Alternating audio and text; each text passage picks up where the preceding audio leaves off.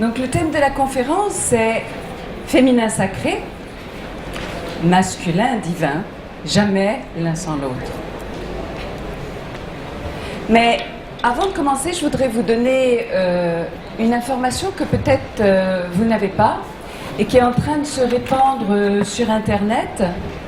Il y a mardi, le 7 février, jour de la pleine lune, une méditation mondiale de bénédiction pour la matrice féminine, c'est-à-dire pour l'utérus.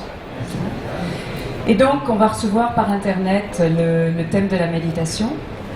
Et vous pouvez vous brancher sur cette méditation. Ça vient de l'Angleterre, donc nous on est décalé d'une heure, donc à 11h du matin, à 5h d'après-midi et je crois à 11h du soir.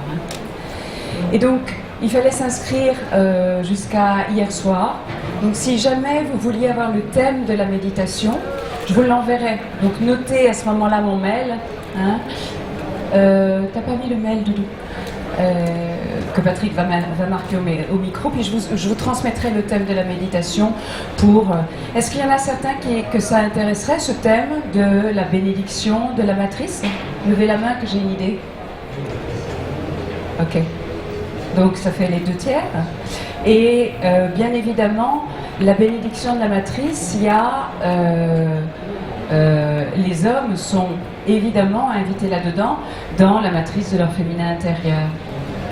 Mais je trouvais intéressant de commencer par cette annonce, parce que c'est vrai que c'est une méditation qui a touché beaucoup de gens et qui est en train de se répandre. En fait, c'est une femme thérapeute qui fait un très beau travail sur le féminin sacré, qui a envoyé ça. Toutes les femmes qui travaillent sur le féminin sacré ont relayé ça, et en fait, ça prend une proportion complètement mondiale. Mais je serais curieuse de savoir, donc là j'ai vu qu'il y avait à peu près les 2 tiers du public qui ont levé la main, qui étaient intéressés par ce thème. Et si j'avais dit qu'il y avait une méditation de la bénédiction du pénis, levez les mains, qui aurait levé? Il y en a moins. Mais il y en a quand même moins. Et nous sommes directement dans le thème. C'est le féminin sacré. Et d'autre part, est-ce qu'on ne peut pas méditer à sa façon, sans suivre? Je vais répéter au micro. Donc Madame dit, qu'est-ce que c'est le féminin sacré et est-ce qu'on ne peut pas méditer à sa façon? Donc bien évidemment, ça va être tout le thème de la conférence, qu'est-ce que c'est le féminin sacré. Mais juste dans cette introduction, on voit que quand on dit guérir le féminin, alors là c'est l'utérus, la matrice, évidemment c'est le féminin dans tout ce que ça a d'intime à l'intérieur. En général, tout le monde est concerné, même parfois les hommes. Et quand on dit guérir la même chose chez le masculin, c'est-à-dire en l'occurrence le pénis, il y a 2-3 courageux qui lèvent la main. Et tout le but de la conférence, c'est de prendre conscience que ce déséquilibre-là, on le porte en nous-mêmes, et c'est ce déséquilibre qui crée notre monde. Et que si on veut changer notre monde, il faut qu'on commence par le changer à l'intérieur de nous, et de rééquilibrer cette vision du masculin et du féminin à l'intérieur de nous. Et qu'il n'y a pas des gentils féminins et des méchants masculins, comme on aurait tendance un peu à caricaturer parfois. Donc, quand je vais répondre à madame, qu'est-ce que c'est le féminin sacré? Pour moi, le féminin sacré, et j'associe au masculin le masculin divin, c'est le féminin qui n'a pas été dénaturé. Il est sacré parce qu'il est vital. Mais le masculin est tout aussi sacré. J'appelle simplement le masculin divin parce que le masculin, on va avoir le temps de voir ça dans la conférence, il est relié à la conscience, donc on va dire au plan supérieur, au plan divin. Donc on a plus tendance à associer au masculin la dimension du divin et au féminin la dimension du sacré, parce que c'est plus relié à la matière, à la vie, etc. C'est plus vital, c'est en ce sens. Mais je pourrais tout à fait dire masculin sacré et féminin divin. C'est juste, ça donne une petite info que c'est pas tout à fait quand même pareil. Donc, on va commencer notre conférence par voir justement exactement ce qui vient de se passer.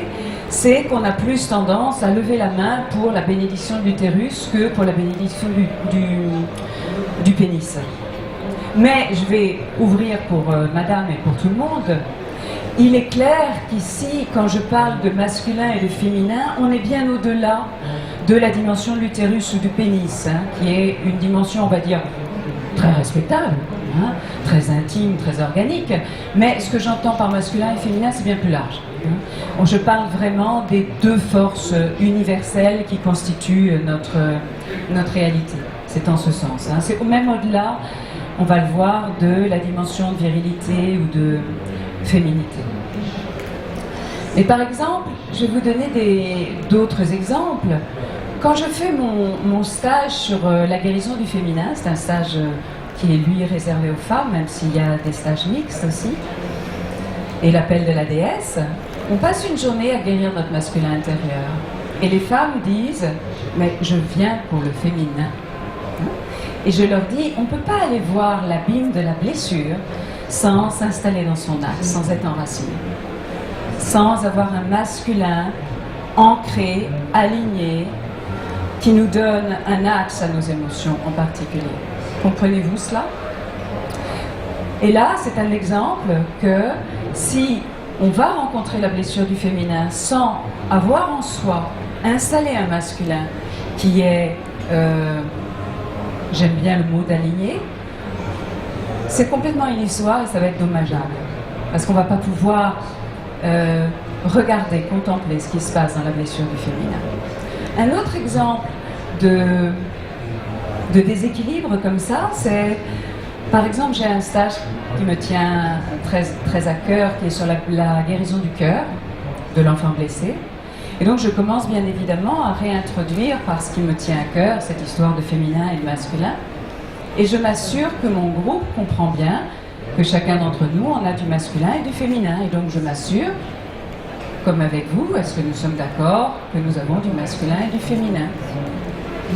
Et tout le monde fait ça. Et je dis, donc on a un petit garçon et une petite fille.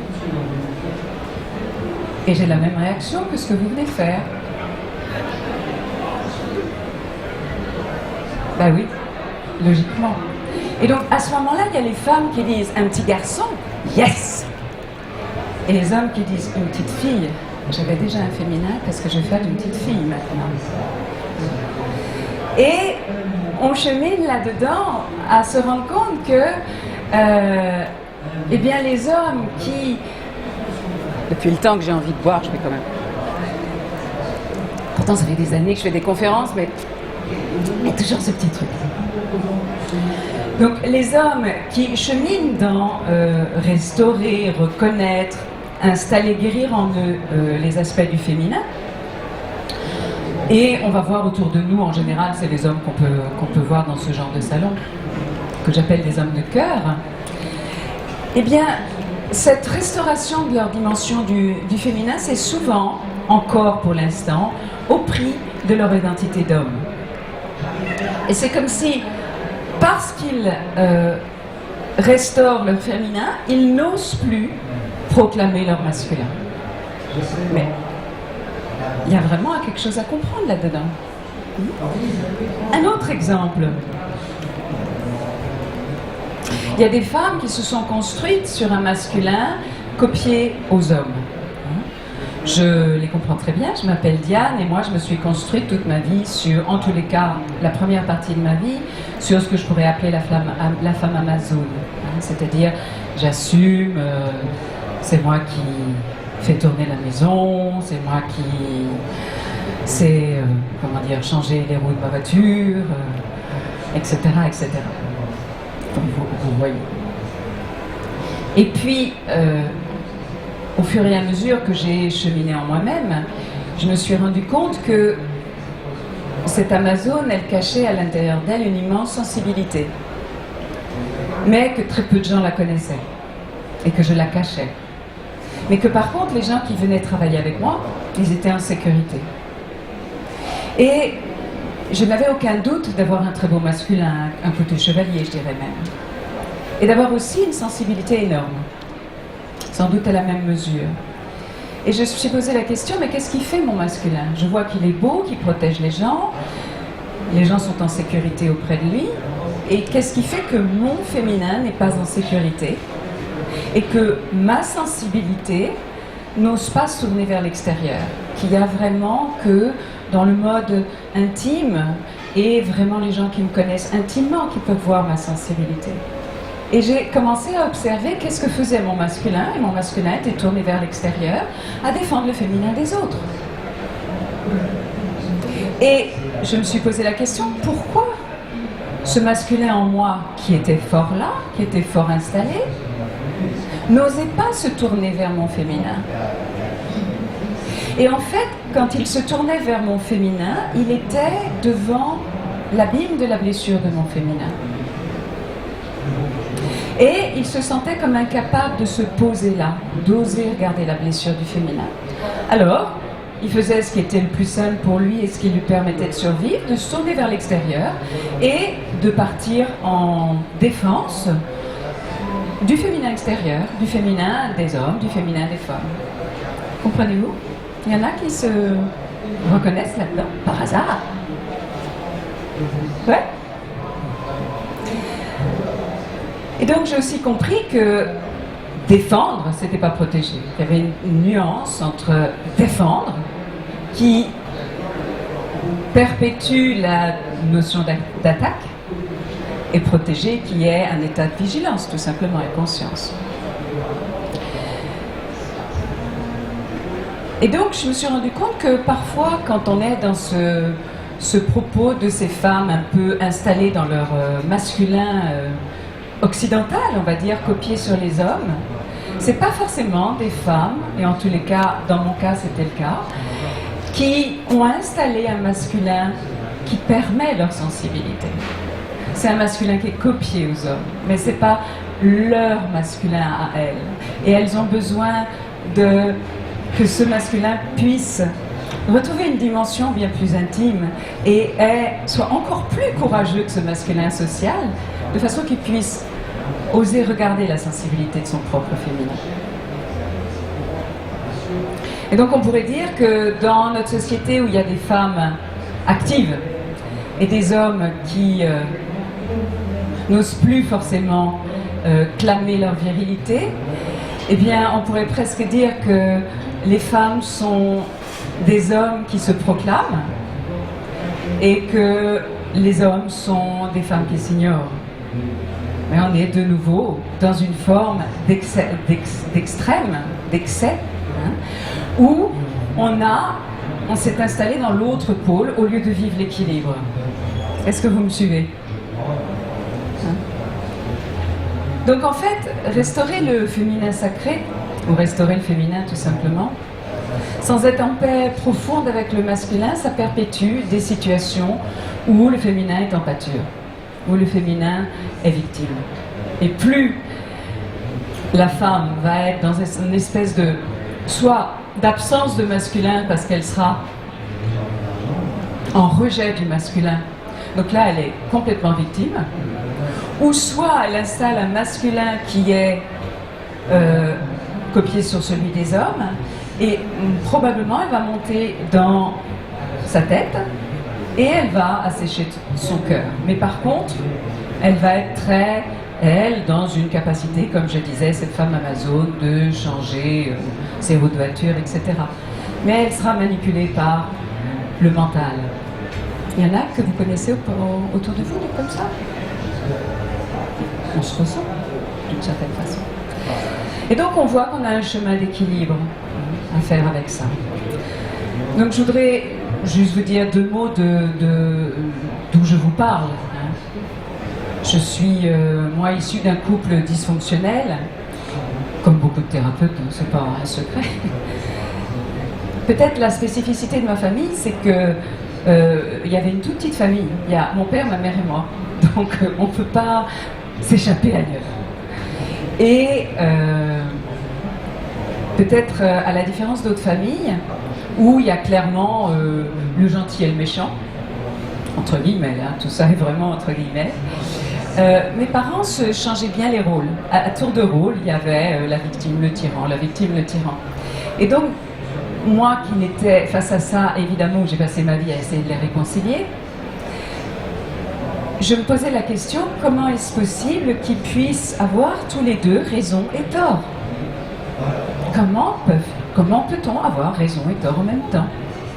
Et en fait, cette question a guidé toute ma vie. Et c'est ce qui fait ma spécificité aujourd'hui. Le masculin et le féminin a raison et tort.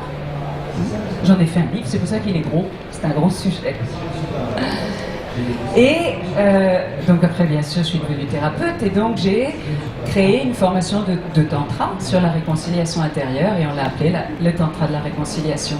Où vraiment, on comprend que le masculin et le féminin, c'est vraiment, ça concerne tous les aspects de nous-mêmes.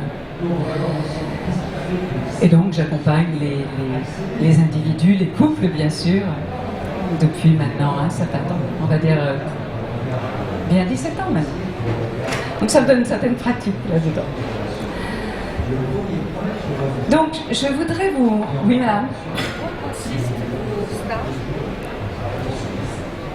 Parler de formation. Ce sont des stages de tantra. Quand vous dites en quoi consistent les stages, c'est-à-dire comme tous les stages de tantra, le travail est proposé sur toutes les dimensions de l'être. C'est-à-dire il y a des dimensions émotionnelles, il y a des dimensions corporelles, il y a des dimensions sur la relation, il y a des dimensions de méditation. Et il y a l'éveil de l'énergie de vie qui vient rencontrer le cœur. Et donc c'est le but, moi, de mes stages, c'est la réconciliation à l'intérieur de nous-mêmes.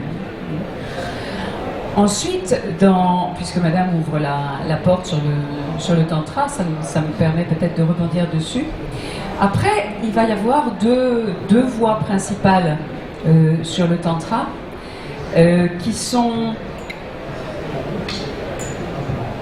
qui peuvent être une voie après l'autre d'une certaine façon. Mais tous les animateurs de tantra, on va être amoureux de l'énergie de vie. Et je pense qu'on a tous une certaine connaissance et une certaine expérience et une certaine pratique de l'énergie de vie en tant qu'animateur de tantra. Simplement, quand on éveille l'énergie de vie, et certains l'appellent l'énergie sexuelle, hein, mais quand elle arrive là, elle n'est pas véritablement sexuelle. Moi, je préfère l'appeler l'énergie de vie, et c'est plus juste par rapport à ce que je véhicule dans mes stages. Quand cette énergie qui est neutre en elle-même, quand elle s'éveille, et qu'on apprend à l'éveiller d'une façon saine, et qu'elle vient toucher le cœur, elle rencontre d'une façon absolument neutre ce qu'il y a dans notre cœur et ce qui entoure notre cœur. Et elle rencontre aussi toutes les carapaces qu'on peut avoir mis autour de notre cœur. Et elle rencontre nos peurs, nos colères, nos chagrins. Contrairement, et c'est là que je disais qu'il peut y avoir deux voies différentes après, contrairement à d'autres voies tantriques où l'accent va être mis sur l'énergie vitale pour l'énergie vitale. Et quand on commence à découvrir l'énergie de vie, on commence à découvrir un plus de soi, un plus de moi. Je me sens très vivante dans l'énergie de vie. Nous tous, on va se sentir très vivants dans l'énergie de vie. Et ça va faire plus de vie, plus de moi, plus de... Or, si on est véritablement dans une voie spirituelle, quel que soit le propos de la voie, on sait que le but ultime, c'est le dévoilement du soi. Et c'est d'enlever tout ce plus. Et donc, c'est là qu'il y a un chemin différent, qui peut être un chemin l'un après l'autre, c'est-à-dire que il peut y avoir une voie tantrique qui va éviter de rencontrer ce qu'il y a autour du cœur, de façon à continuer à construire du moi j'ai de l'énergie, moi j'ai telle colère ou telle dynamique et je la reproduis et je l'active avec l'énergie de vie. Et ça peut être un piège, on tourne vite en rond là-dedans. Et disons, mon propos, ça va être, et d'autres animateurs j'espère, ça va être vraiment de continuer avec beaucoup d'humilité, d'utiliser cette énergie avec simplicité, avec humilité, avec maturité aussi, pour aller dissoudre ce qu'il y a autour du cœur, pour aller rencontrer ce qu'il y a au cœur du cœur. Alors là, il y a véritablement l'amour. En général, ça donne des êtres dans une grande humilité après, une simplicité, plutôt que des gens qui utilisent l'énergie. Ça, c'était pour répondre à madame, c'était pas vraiment le propos de la conférence, mais c'était le but. Mais en tous les cas, ça fait sens pour vous, c'est une chose importante à poser par rapport au tantra, il y a tellement de choses sur du tantra. Madame a relevé la main. C'est vrai que dans l'ignorance, et quand on n'est pas aidé, souvent l'énergie de vie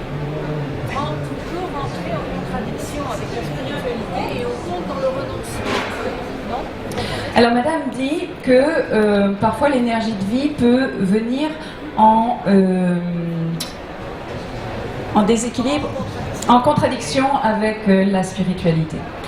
Là, je pense que j'ai répondu en fait. L'énergie de vie, elle est en contradiction avec rien, elle est neutre et elle monte à l'intérieur de notre canal et elle pousse. Et elle pousse, mais suivant comment je m'installe dans une humilité à ok, j'ai de la peine dans mon cœur autour de la peine, ok, j'ai construit des choses pour survivre qui ressemblent à des carapaces. Et je reste dans cette humilité à rencontrer ça, à m'enraciner là-dedans, à persévérer, et plutôt qu'à éviter, parce que faire que l'énergie dévie du cœur pour continuer à faire du moi-je, c'est pas si difficile. C'est beaucoup plus facile que de continuer à l'amener au centre du cœur. Mais quand l'énergie monte au cœur, il n'y a aucune contradiction avec l'énergie spirituelle, à tel point qu'on voit par contre, et là j'ai reçu quelques couples récemment, qui avaient déployé une énergie spirituelle fort réelle, mais qui n'avaient pas fait le travail de base, de thérapie de base. Et là, il y avait une contradiction avec leur énergie spirituelle, où il fallait maintenant qu'ils aient le courage d'aller rencontrer le petit garçon blessé, la petite fille blessée, et les endroits d'humilité aussi et de maturité. Mais en fait, il n'y a pas de contradiction, c'est-à-dire l'énergie de vie, elle monte comme ça, l'énergie spirituelle, elle descend comme ça, et bien l'endroit où ça se réunit, on a une chose qui est absolument magique qui est en nous, qui s'appelle le cœur. Et c'est le cœur qui unifie, résout, pardonne, restaure, alchimise, spiritualise.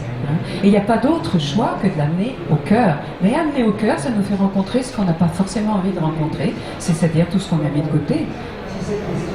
Donc c'est en ça que c'est une voie d'humilité. Donc je voudrais donc reprendre plus le thème de la conférence, même si ça me passionne de parler du tantra. Donc on est dans notre univers, il est construit sur une réalité avec une double polarisation.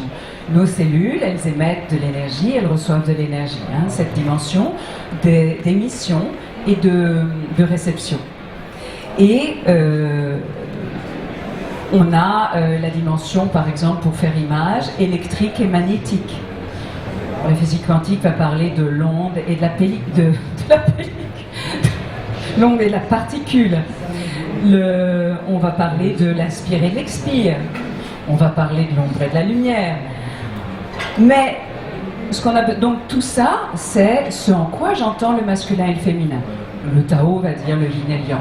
Pour moi, c'est équivalent. Mais c'est bien de ça dont je parle. Et c'est bien au-delà donc de virilité et féminité. Sauf que on est d'accord qu'on a les deux. On est d'accord que nos cellules, elles émettent, elles reçoivent de l'énergie. Mais à chaque instant, sans le savoir, on oppose les deux. On va opposer rationnel et intuitif. On va opposer nous et les autres. Nous, ce joli salon, puis les autres. On va opposer le ciel, la terre. On va opposer la sexualité, la spiritualité. On va opposer le dedans, le dehors. On va opposer le masculin et le féminin. On va opposer l'homme et la femme, etc., etc. Et donc à chaque instant, on oppose, on sépare masculin-féminin. Et c'est depuis cette opposition, cette séparation, donc déjà cette opposition, cette séparation définit notre monde. C'est ce qu'on appelle la réalité duelle, la troisième dimension, etc. C'est vraiment, ça définit notre réalité. Mais non seulement ça la définit, mais ça la crée. C'est parce que individuellement et collectivement, nous croyons que dedans, dehors, c'est séparé, que nous, les autres, c'est séparé, qu'on nous fait gober, que le nuage de Tchernobyl n'a pas traversé nos frontières, qu'on va mettre nos papiers de bonbons à l'extérieur de la voiture et nos déchets nucléaires chez le voisin. Mais comprenez-vous, c'est depuis cet endroit où on croit que nous et les autres, c'est séparé. Et nous, les autres, ou dedans, dehors, où le ciel, la terre, où le tangible et le subtil, c'est séparé. C'est-à-dire, on est encore en train de dire que les dimensions subtiles n'existent pas parce qu'on ne les a pas encore complètement prouvées scientifiquement. Mais heureusement, ça arrive. On commence à les trouver.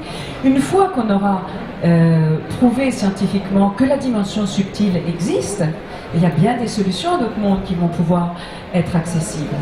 Donc vous voyez que cette histoire de masculin-féminin opposé, ça a des conséquences immenses. Immense. Ça définit et ça crée notre monde. Si on demande aux génies, par exemple, dans quel état ou qu'est-ce qui s'était passé qu'ils aient cette idée géniale, et tous, ils ont décrit des états entre rêverie et conscience, entre veille et sommeil, ou veille et rêve. Et en fait, ils décrivent des états d'union des deux cerveaux, de l'intuitif et du rationnel.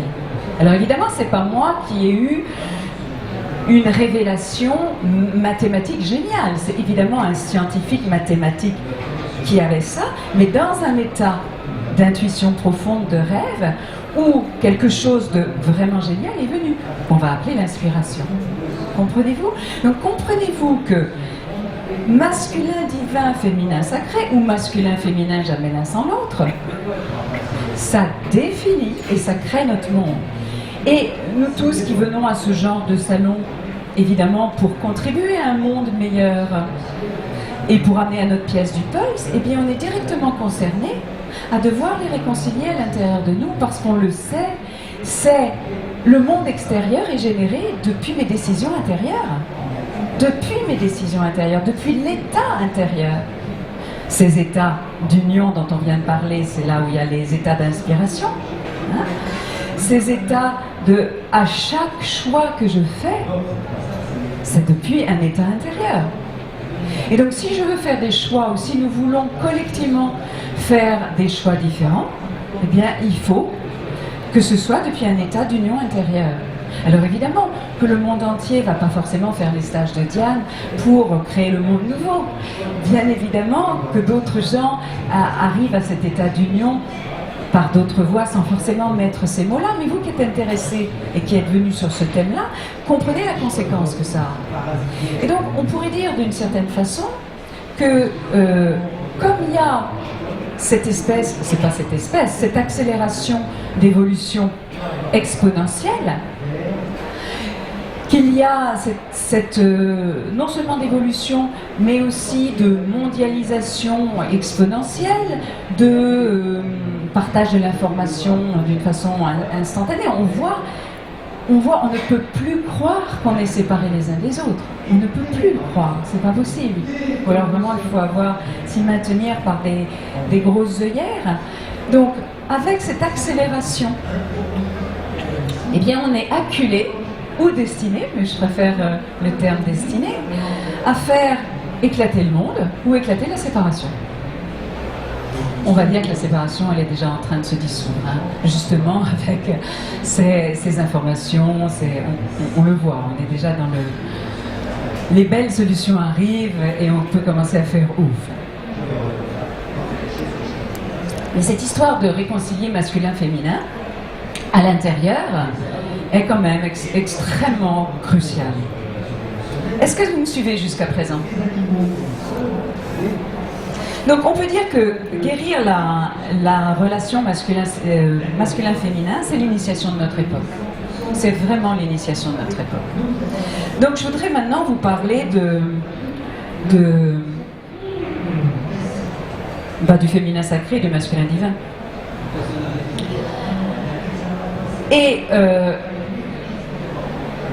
Et reprendre un peu ce avec quoi on a commencé au début à propos de la bénédiction de la matrice, et où je reprends pour ceux qui n'étaient pas là, je disais en début que le jour de pleine lune, il y a une bénédiction qui commence à être mondiale, une méditation sur bénir la matrice féminine, l'utérus. Et je posais la question, et donc beaucoup de personnes étaient intéressées par cette idée. Et je posais la question s'il y en avait le même nombre qui seraient intéressés par la bénédiction du pénis. Et il y en avait moins. Et donc maintenant, si je vous posais la question, est-ce que vous seriez intéressé par la bénédiction du pénis, j'espère que je vous aurais convaincu que c'est aussi important. Hein, parce qu'on ne peut pas produire un monde où on va respecter l'autre s'il n'y a pas véritablement un respect de l'autre, tout simplement. C'est du simple bon sens. Et quand on est là concerné par restaurer le féminin sacré, il faut faire attention que ça ne soit pas depuis un petit endroit où, de nouveau, on va avoir une forme de revanche ou de vengeance sur le masculin. Que les femmes qui sont dans cette espèce de revanche ou de vengeance sur le masculin se trompent de cible. Parce que nous, les femmes, on est venues physiquement incarner le féminin. On a du masculin à l'intérieur. Et on est venu physiquement l'incarner. Et les hommes sont venus physiquement incarner le masculin, mais ils ont du féminin à l'intérieur. Et donc nous, on est venus incarner l'amour. Et donc l'amour, c'est pas au prix de mépriser l'autre. Et puis on pourrait dire que les hommes, ils ont eu physiquement le courage d'incarner le bouc émissaire. Mais on se trompe de cible. Le propos, c'est le masculin, et puis même, c'est pas le masculin, c'est que le masculin agit. Donc par principe, c'est lui qui prend le risque de mal agir. Donc il n'est aucunement le bouc émissaire, ni le méchant de l'histoire. C'est juste qu'on a à apprendre de tout ça. Et on a besoin de se réconcilier à l'intérieur de soi, de voir en quoi ça résonne à l'intérieur de nous. Donc les femmes qui sont en colère plus ou moins subtilement sur le masculin, eh bien elles se trompent de cible tout simplement. Ce que je voulais vous dire aussi, c'est que tout à l'heure vous aviez l'air d'accord que nos cellules, elles émettent et elles reçoivent de l'énergie.